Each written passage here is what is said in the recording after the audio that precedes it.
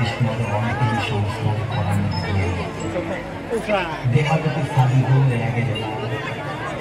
কিন্তু শ্রীকৃষ্ণের হৃদয় দিব্য শক্তি সম্পন্ন না জন্মিয়া তিনি জীবন্ত হৃদয়ে করে কিহান করিয়া অর্জুনের রূপান্তরা আহানার অধিষ্ঠিত করিয়া অধিষ্ঠিত প্রভুর হৃদয়ে উড়িষ্যাত পৌরা মাপাও সব্র আদিবাসীর মুখ্য গিরকগুলোর আহত করানো গিরকে দিব্য চমকন দেখিয়া হারতেই এহান ভগবানের অশেষ কৃপা সময় নাম করিয়া গিরকে গোপনে গুহা আগরের ভিতরে ভক্তি সহকার মাধবের রূপে প্রতিষ্ঠিত করিয়া নিয়মিত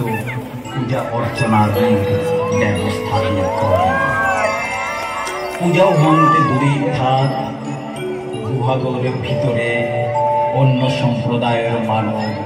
প্রবেশ দেয়া সম্পূর্ণ নিষেধ আছে। এবিধি মালব দেশে অবন্তীনব বিষ্ণু ভক্ত রাজা ইন্দ্রদ্যুম্ন নামে পানার খৌরাঙে আসেন তাঞ্জাউর পরিব্রাজক আগৈ ও আহান ও করে দিল ভগবান নীলমাধব অধিষ্ঠিত আছে। ও এহান পেয়া রাজায় তার পুরোহিত গিরকর দেয় বিদ্যাপতি শ্রীক্ষেত্র বিস্তৃত বিবরণ হারপানের গান দিয়া পেঠে তা অনেক কৌশলে নীলমাধব দর্শন করিয়া আনয়া আয়া রাজা ইন্দ্রদ্যুম্ন নীলমাধবরে বিস্তৃত বিবরণ নিবেদন করেন। হারয়ে রাজা ইন্দ্রদ্যুম্ন নীলমাধব দর্শনের আকাঙ্ক্ষাল শ্রীক্ষেত্র হইয়াও প্রভুর দর্শন করে নোয়ারিয়া হতাশ হইয়া ঘরে ফিরিয়া কিন্তু আকাঙ্ক্ষা থাই শুনি আদিনতে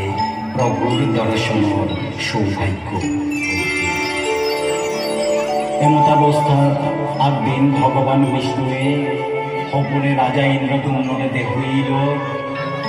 কালি জ্ঞান্ত সাগরের পারে গেলে গা দেখতে দেবদ্রুম রূপর খাড়িয়া হান আয়া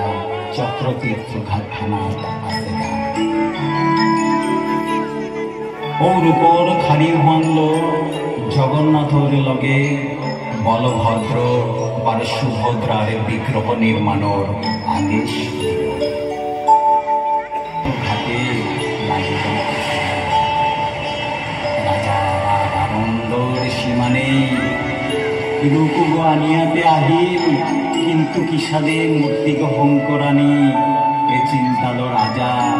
নিয়াম অস্থির করিয়া রাজার অবস্থা স্বয়ং ভগবান বিষ্ণু নিজে মতান্তরে দেবশিল্পী বিশ্বকর্মা ছদ্মবেশে নিভৃত বেদিয়াগর ভিতরে 21 দিনে মূর্তি হংকর তুই